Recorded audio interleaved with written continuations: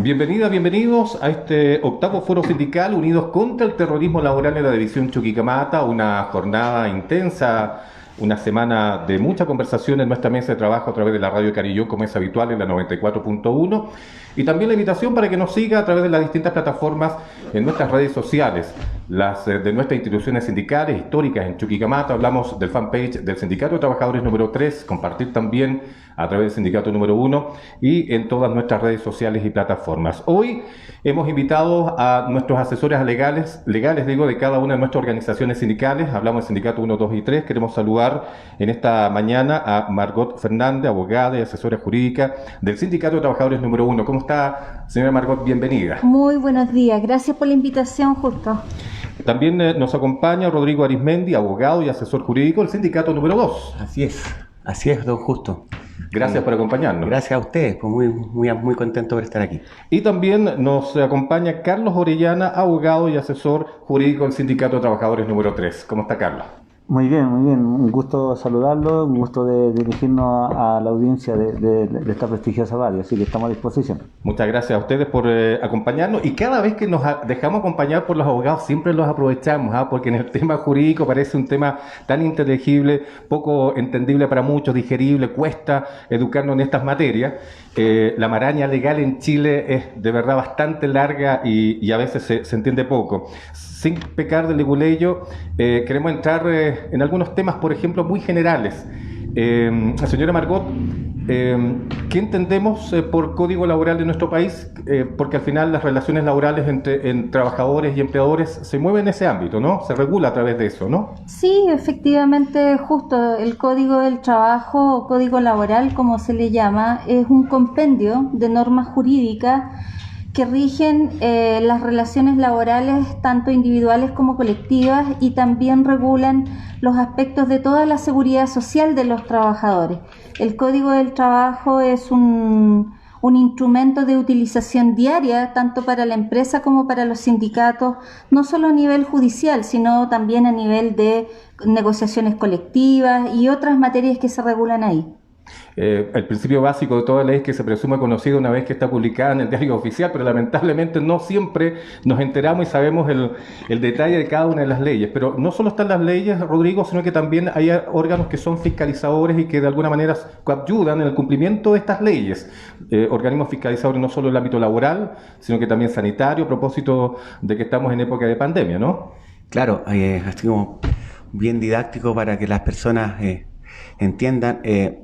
La principal en materia laboral tenemos la Dirección del Trabajo, ¿cierto? Que es un organismo público al cual las personas acuden cuando sienten alguna complicación en relación con su empleador. También las organizaciones sindicales estamos muy cerca de ellos, a propósito de los procesos de negociación colectiva y todo lo demás.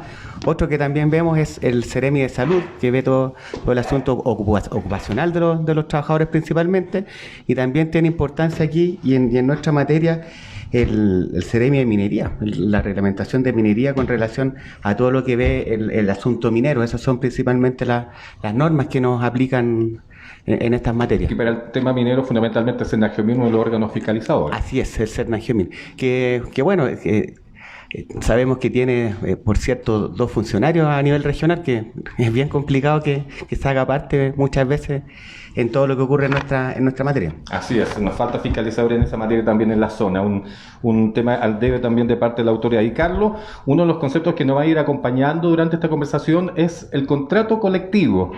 ¿Qué es un contrato colectivo? Y en el caso de nuestras organizaciones hay uno vigente, ¿no? Así es. El contrato colectivo es un instrumento que es muy necesario para lograr equilibrar las relaciones entre trabajadores y empresas. Pues siempre se señala y se ve teóricamente que hay una parte que está en una posición de superioridad por sobre el trabajador, porque es la empresa que tiene los medios económicos y los medios materiales para realizar la producción, ¿no es cierto?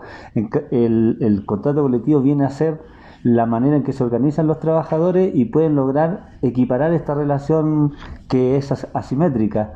Y en el caso específico nuestro, exactamente nos rige un contrato colectivo que está vigente desde el año 2019 hasta el año 2022, junio del 2022. Y cuando esta relación entre trabajador y en este caso empleador, y para el caso nuestro la división Chuquicamata y su administración divisional, incurre en algunos cumplimientos, no solo en términos de normas laborales, sino que también del propio contrato colectivo, ahí es cuando es necesario esta asesoría legal, por eso están nuestros abogados hoy conversando con nosotros.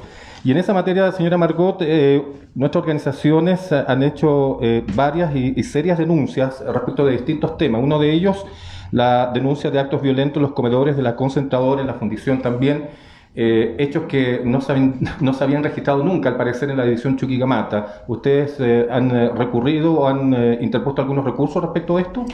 Sí, bueno, el hecho fundamental al que usted hace alusión ocurrió en primeros días de septiembre de este año, en circunstancias que los trabajadores de área concentradora y que hacen su colación en comedor A2 fueron objeto de la irrupción violenta de parte de un supervisor de la división, que fue asistido de 2 trabajadores de empresa contratista, particularmente la empresa contratista Broad Spectrum, quienes al mando de este supervisor de la división irrumpieron, como dije, violentamente en el comedor y no solamente sustrajeron especies de los trabajadores, tales como refrigeradores, el té, el café, hasta las cucharas y los vasos salieron volando con esta incursión, y además todas estas especies fueron botadas a la basura,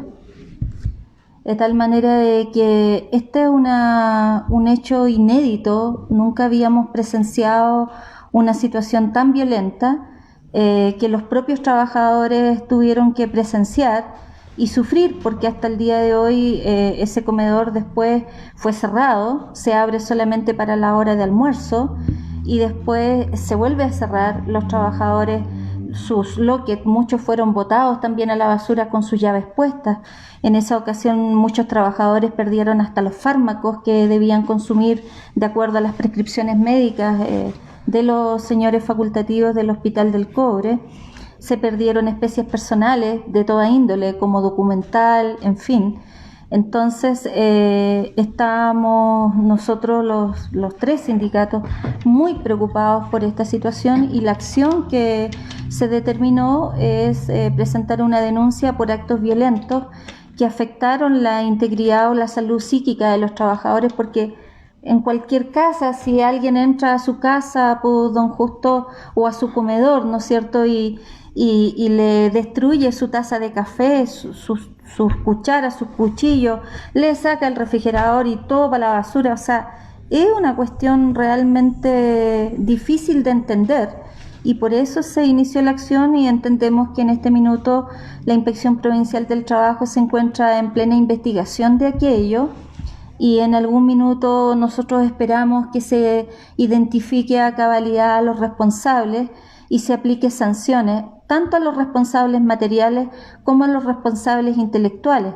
Recordar que acá estamos al interior de una empresa, y esta empresa tiene una dirección clara. Correcto. De tal manera de que esperamos que la autoridad administrativa haga prevalecer los derechos de los trabajadores, estos sean resarcidos y se castigue a los culpables. Eso es lo que queremos. Más allá de lo que se pueda hacer y las definiciones que pueda adoptar también la Inspección del Trabajo en este caso, amerita también tal vez una querella criminal por hurto, porque usted me indicaba, habían especies al interior también que pertenecían a los propios trabajadores. No sé si eso también era posible. Son especies menores. Todavía el directorio del sindicato 1 no ha evaluado escalar en otro tipo de acciones frente a los hechos que yo le acabo de relatar. Estamos en este minuto esperando el avance de la investigación por parte de la Inspección del Trabajo, y atendido a ello, seguramente en una próxima asamblea con los trabajadores del área específica se determinará los siguientes pasos en términos de escalar, o en términos de que porque, por ejemplo, frente al reclamo escrito la empresa aún no responde. También estamos esperando esa respuesta para saber a qué atenernos respecto de cuál es la opinión que tiene el gerente general de esta división respecto de estos hechos tan graves. Nos interesa conocer lo que dice este señor, porque él al final del día, ¿no?, es el representante legal del empleador y él es el que tiene la responsabilidad primera respecto del actuar de sus dependientes, que en este caso actuaron en contra de otros trabajadores de la misma división Chuquicamata. ¿Se atenta contra la dignidad del trabajador, señora Margot, con un hecho que pareciera claro? Son unos casilleros, unos lockers, una tetera, un hervidor, pero eran propios de los trabajadores. ¿Se atenta contra la dignidad de los trabajadores, a su entender? Sí, justo yo creo que se atenta contra los derechos fundamentales de los trabajadores que conocemos en el derecho del trabajo. Primero, tu salud psíquica, ¿no? Porque el impacto que una actuación así produce es de consternación, es de recogimiento, es de decir, ¿qué está pasando acá?, ¿no? Hay un aspecto psicológico de la salud de los trabajadores. En segundo lugar, como usted dice, la dignidad en un aspecto amplio, que no solamente está sometido a la propiedad privada de estas pequeñas y modestas especies que tienen los trabajadores que representamos, sino al hecho en total, a lo que significa que tú te estás sirviendo un té tranquilamente en un comedor de la industrial, con tu paz de trabajador, que estás en un turno, que te estás tomando un té y que luego vuelves a la faena y te ves sumergido en esta violencia totalmente inusitada, injustificada, proveniente de razón alguna hasta el momento. Entonces, claro que hay un problema de dignidad acá, en un contexto amplio. Y si vamos a lo particular, hay derechos que están vulnerados, pues justo. Y eso tendrá que resolverlo también los órganos competentes. Cuando escuchamos estos relatos, ahí entiendo por qué la dirigencia sindical, ya en el discurso ya mucho más político de denuncia, acuñan el concepto del terrorismo laboral, que me imagino también está acuñado en nuestro Código Laboral, Margot, ¿no? El concepto específico que usted me consulta no está consagrado en esa forma, ¿ya? Yo creo que los dirigentes sindicales han utilizado este concepto también en los términos definidos en un diccionario, que es los actos que produce el empleador y que causan temor e infunden miedo en las personas.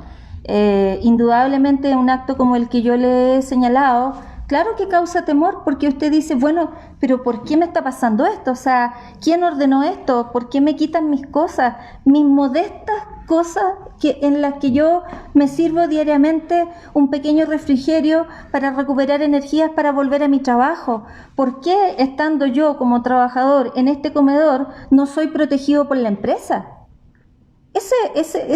En eso se engloba, si usted quiere, el concepto de terrorismo. O sea, me infunden miedo con un actuar violento. ¿Por qué? ¿Para qué? ¿Qué más violento que eso? Seguimos conversando con nuestros asesores jurídicos de nuestra organización. Usted puede compartir también esta transmisión a través de nuestro fanpage, Sindicato de Trabajadores número 3, Sindicato número 1, y también a través de la Radio Carillón.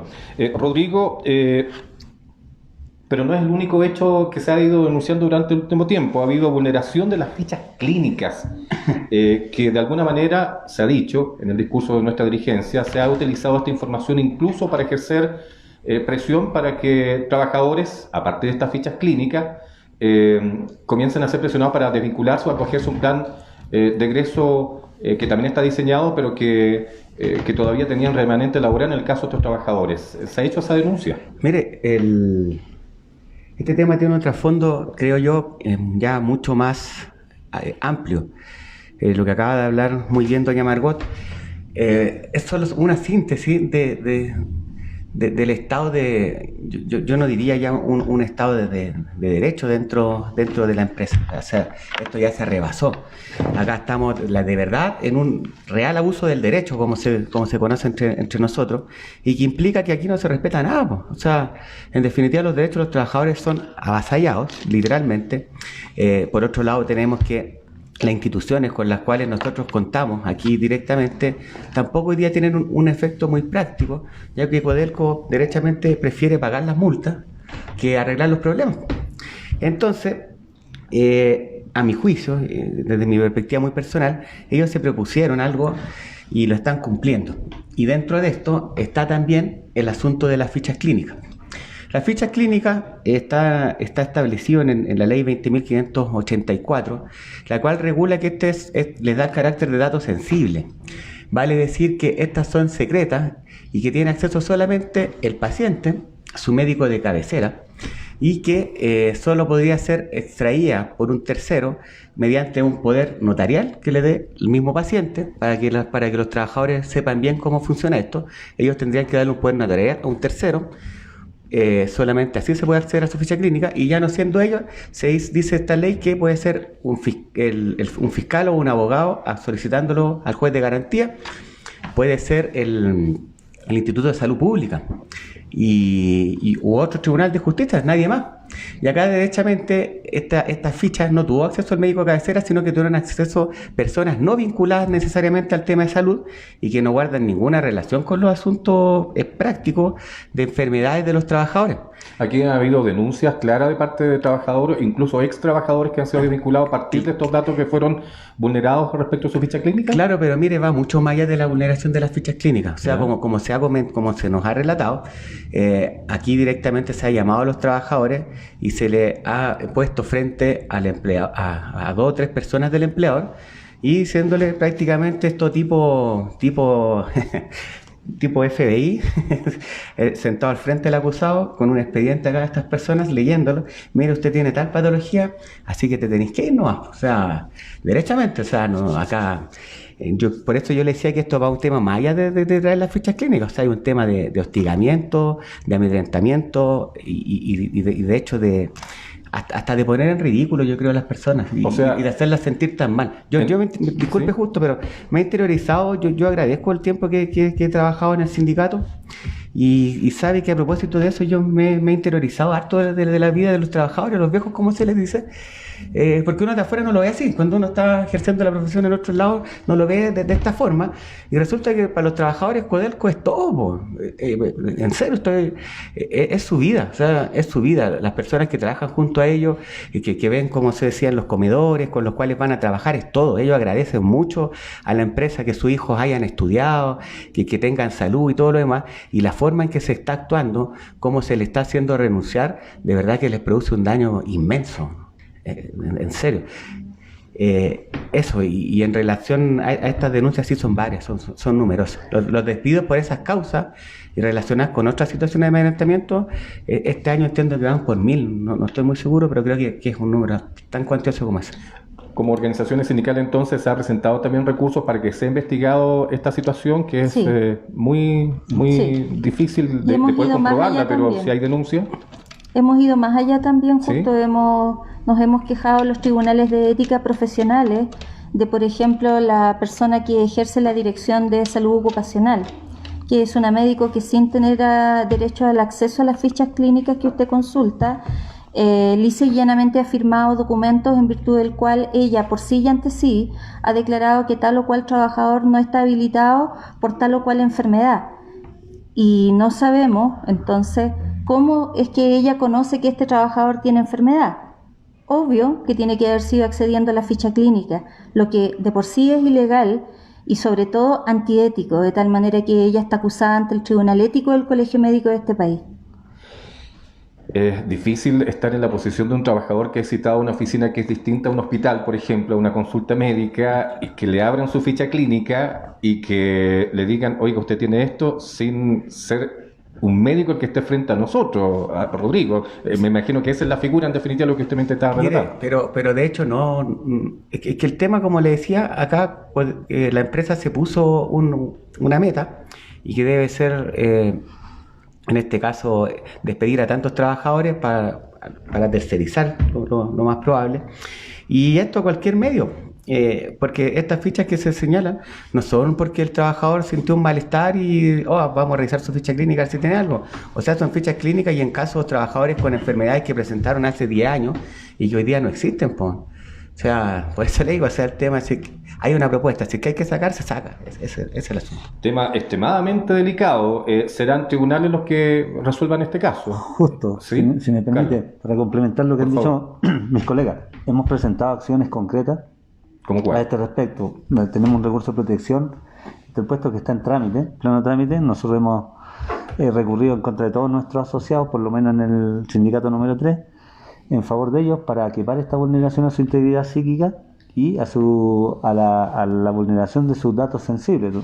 Como lo han relatado mis colegas, este ingreso de esta manera es subrepticia a sus antecedentes médicos, a su ficha clínica, tiene que tener una detención, y creemos que esa acción podría ayudarnos en ese sentido, junto con otras acciones que tenemos ya en los tribunales de Calama.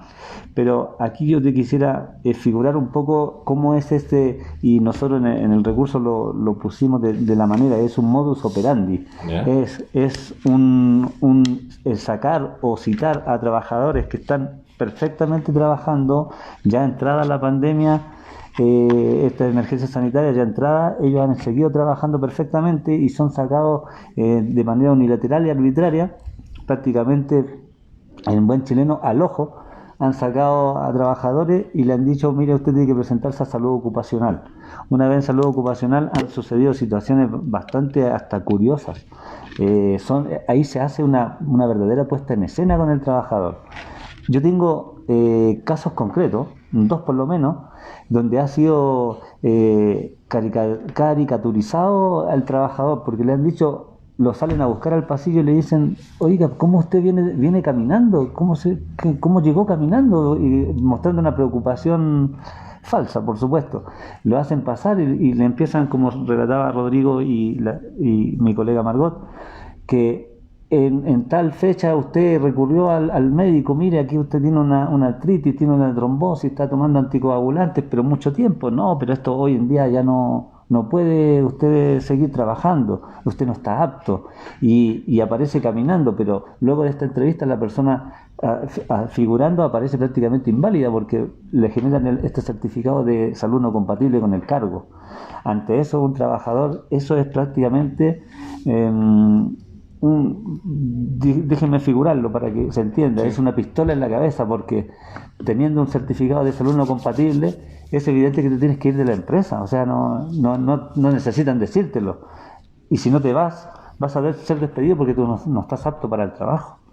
Por lo tanto, y ese certificado lo está generando gente que no son los médicos de cabecera del trabajador. Incluso ha habido contradicciones entre los médicos de cabecera del Hospital del Cobre, que le señalan que el trabajo no tiene nada. Por ejemplo, tengo uno que le insiste de que tiene asma. Fue por sus propios medios a las mejores clínicas, a las mejores clínicas de Santiago. No tiene asma, y insiste en el salud ocupacional que la tiene, que él debe probar que no tiene asma. O sea, lo ponen en una situación prácticamente insalvable. Posteriormente entra el otro organismo que trabajan juntos, como usted decía, no es un hospital, no, porque si lo llevan al corporativo, al edificio corporativo, donde trabajan en el mismo edificio, en relaciones laborales y recursos humanos, y más arribita trabaja salud ocupacional, o sea, están totalmente coordinados. Desde ahí comienza a trabajar, a hacer un trabajo recursos humanos, relaciones laborales, mediante llamados telefónicos, mediante el envío de correos, diciéndole: mira, te tengo este plan, podrías irte con esto. No es obligación, pero esto... Pero ya no puedes trabajar. Pero ya no puedes trabajar, pero no es obligación. Entonces, o sea, ahí entiendo la figura de la pistola en la cabeza. Hay un seguimiento, hay una persecución, sí. Entonces el trabajador se ve tan extorsionado, anulada su voluntad, él no se quiere ir, tiene años de remanente laboral, tiene gente en la universidad, sus hijos. Por lo tanto, no compensa el plan de egreso una salida tan anticipada. Nosotros calculábamos que en 3-4 años ellos podrían perfectamente compensar lo que es un plan de egreso, si se mantienen en la empresa. Correcto. Por lo tanto, no es así que la empresa, porque nosotros frecuentemente los tribunales nos señalan, los colegas de la división, los colegas abogados, que esto es muy beneficioso, que cómo no, los trabajadores no lo van a aceptar. Y se le ha señalado, en ciertos casos, por supuesto que es beneficioso. Un trabajador que ya se quiere ir, que efectivamente está enfermo, puede tomar esta una opción, pero no para trabajadores de 46, de 50, 52 años, 54 años. Que ni siquiera se pueden jubilar ni aún con ley de trabajos pesados justo. O sea, porque el remanente laboral, Carlos, que queda es mucho. O sea, complementando lo que señala Carlos, de hecho el requisito para el plan de egreso es la renuncia voluntaria.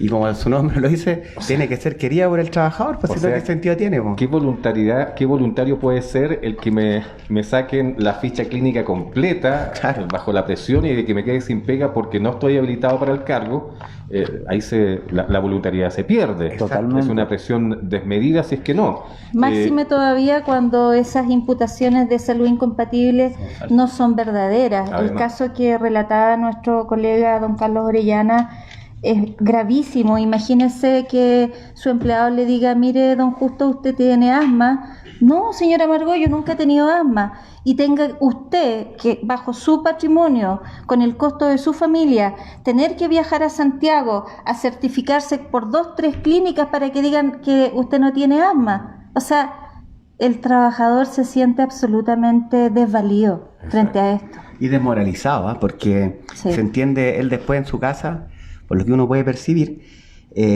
no por estar en su casa, sino que por lo que le conversa, obviamente, se siente culpable ante su familia, ante su señora, ante su hijo, porque ya el estilo de vida que ellos tenían les cambia. Entonces, ellos se sienten como que fuera una acción culpable de ellos y no es así, ¿no? Bueno, para eso están las organizaciones sindicales y también las asesorías jurídicas, para un poco, no sé si es que guiar o al menos instruir al trabajador cuál es el escenario, qué es lo que se debe hacer en estos casos y qué es lo que no se debe hacer también respecto del empleador. Entiendo, señora Margot, que por estos días han habido presiones para los trabajadores para firmar una especie de documento que faculte al empleador a compartir o hacer un uso público de la ficha. ¿Es así?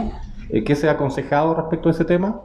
No, lo que hemos tomado conocimiento en el día de antes de ayer es la incursión por parte de la empresa directamente a los trabajadores sin comunicarle a las organizaciones sindicales. Ya. Nosotros esto tomamos conocimiento como institucional a través de las visitas que hicieron distintos socios de la organización al sindicato, y se trata de que la empresa quiere introducir un nuevo proceso denominado expediente bajo firma electrónica.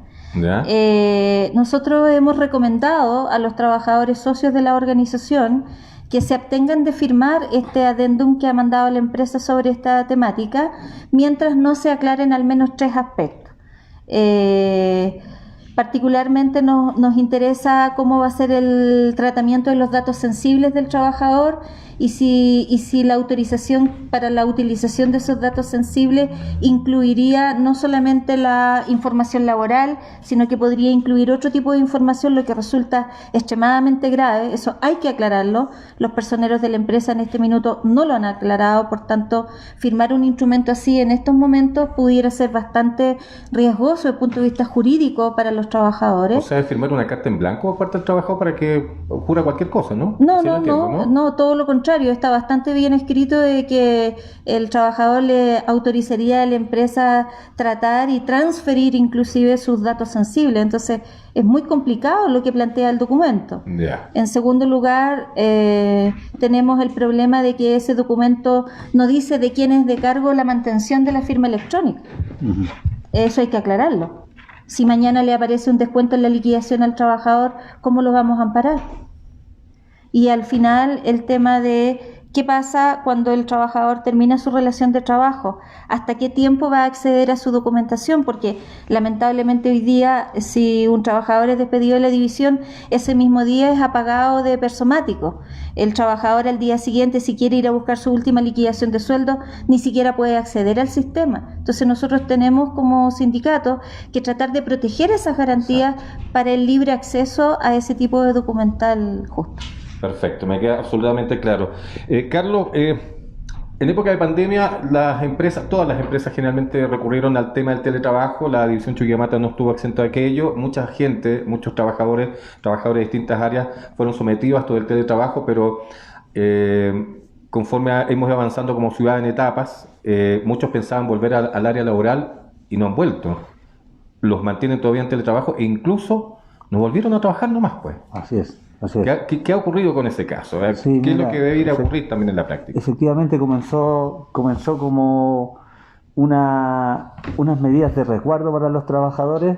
En un inicio queremos entender que fue de buena fe, pero con el tiempo nosotros y los hechos nos han demostrado que la situación derivó en otra cosa, derivó en justamente quizás como también una herramienta para disminuir la rotación laboral. Así lo declararon ellos mismos por la prensa, nosotros tenemos las publicaciones del Diario Financiero donde señalaban que tenían un gran problema. Decía el titular algo así como la gran negociación de Codelco con los trabajadores que salieron por pandemia.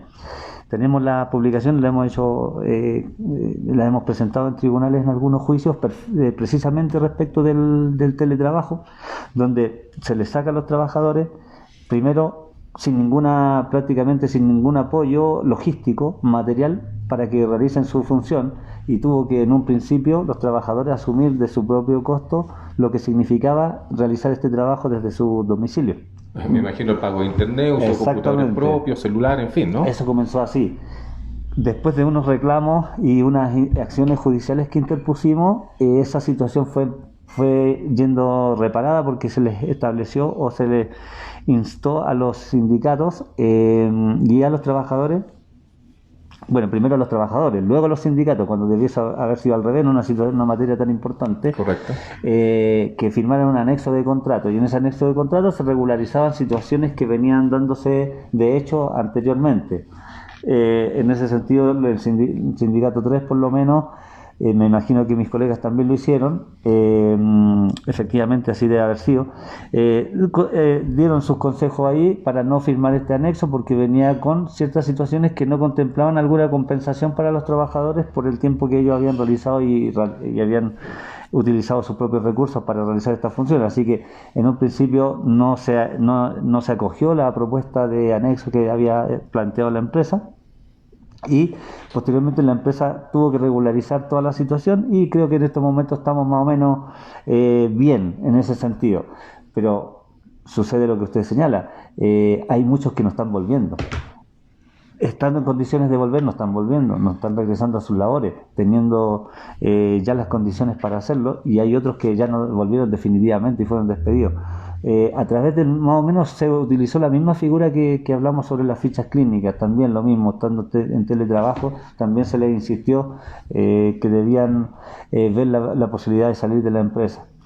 Y muchos han aceptado. Tenemos acciones judiciales precisamente que están pendientes, que están tramitándose en este momento por esta situación, porque fueron sacados algunos por el llamado del IMC, que son personas que tienen el índice de masa corporal superior al 35%, también sacados en principio, también hacia la apreciación visual o al ojo, fueron sacados porque se encontraban un poco, podríamos decir también para que se entienda y el trabajador entienda, por ser un poco gordito, fueron por sus jefes de turno, fueron visualizados y sacados y citados a salud ocupacional, donde aparece esta maquinaria que les señalamos anteriormente, salud ocupacional con relaciones laborales en perfecta coordinación, y tenemos estos trabajadores en teletrabajo o en modalidad de trabajo remoto que tampoco pueden volver porque se encuentra todo, son distintas aristas pero con un mismo proceder por parte de la empresa. Por lo tanto,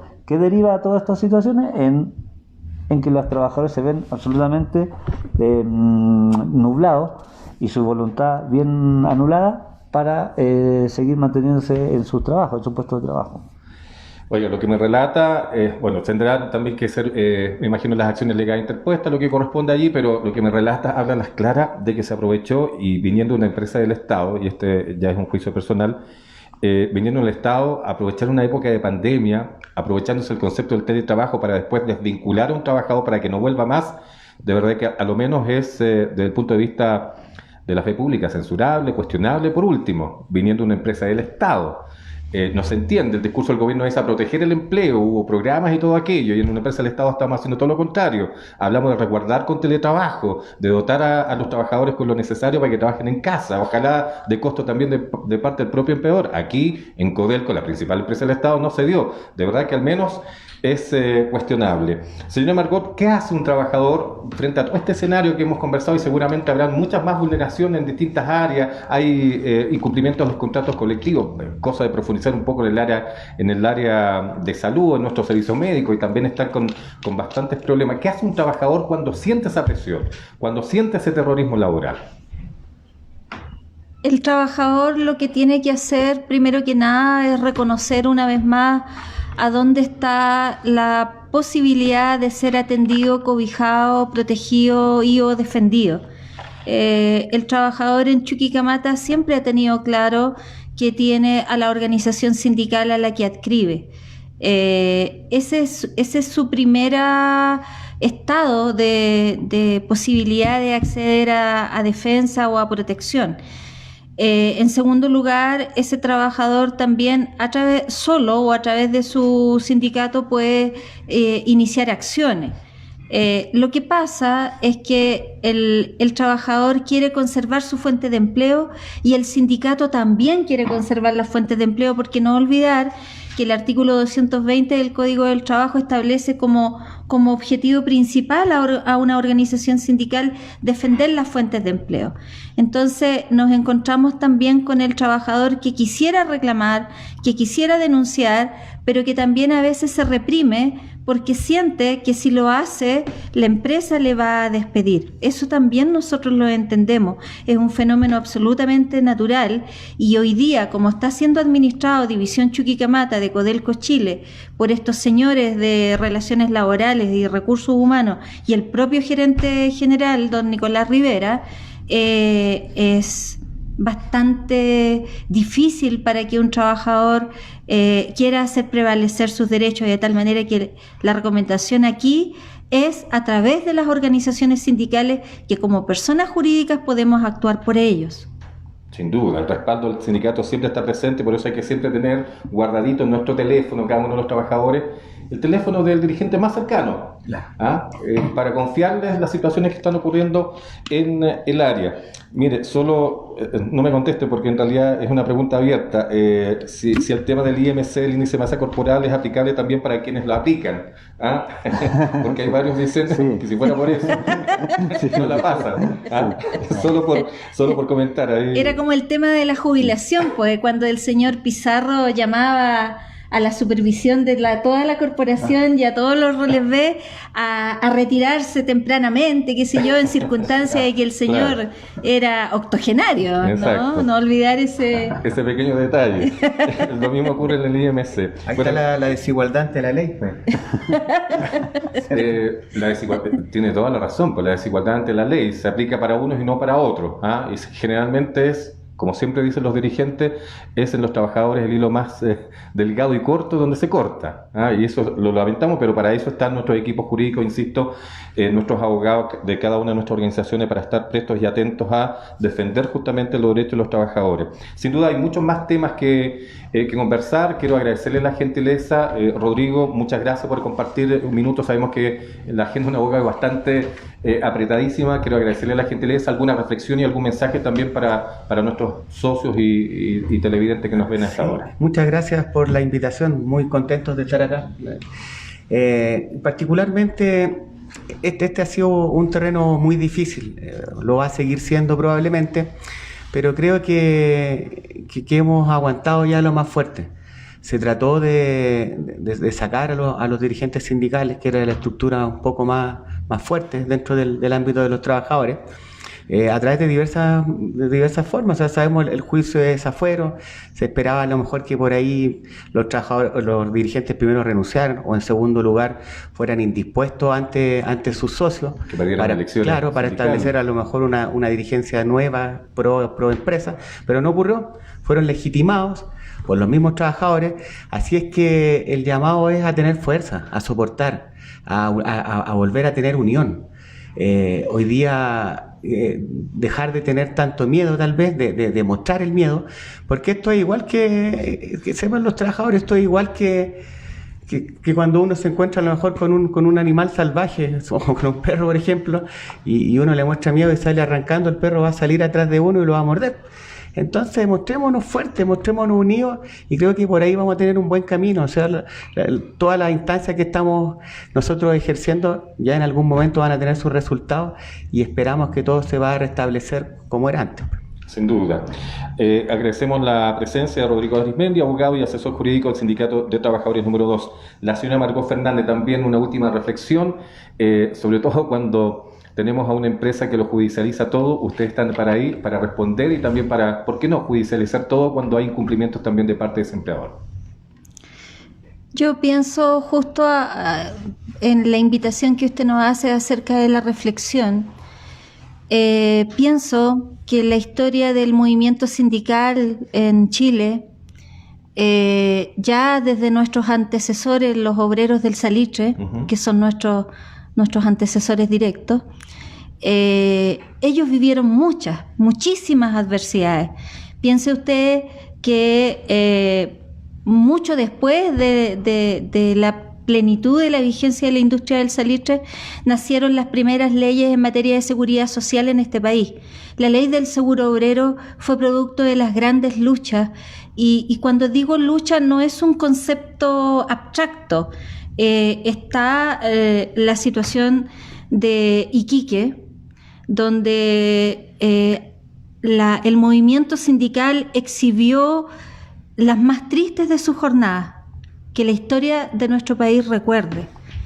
Allí aquellos trabajadores no solamente se movilizaron, allí aquellos miles de trabajadores murieron por bala del gobierno opresor de la época, porque solo querían los derechos básicos.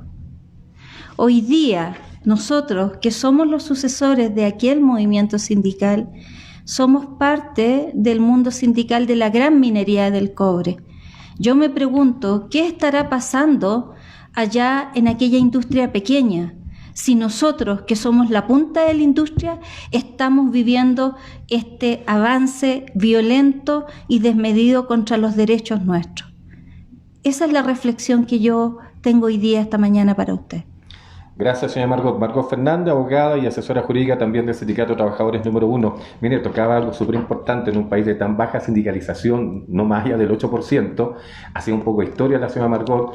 Vivimos también un proceso histórico, Carlos, ya en la despedida, con este proceso de la constituyente que se abre, y por qué no elevar el derecho a sindicalizarse como un derecho garantizado en la Constitución en sí misma. ¿Por qué no pensar en aquello, entre otras tantas materias en el ámbito laboral que deberían ser tocadas o de alguna manera garantizadas a través de la Constitución o una nueva Constitución? Sí, efectivamente esperamos que este proceso que abarca a nivel nacional, ¿no es cierto?, que es un proceso histórico y que es muy esperanzador, en el cual hay mucha ansia, mucha esperanza, valga la redundancia, en que podamos tener estos tipos de derechos que están más o menos hoy en día, si bien hay ciertas garantías, pero no se concretan. Entonces esperamos nosotros que ahora en esta nueva Constitución este tipo de derechos que laborales y económicos, sociales también, sean más concretos, que se puedan concretizar. O sea, no sea solamente una letra muerta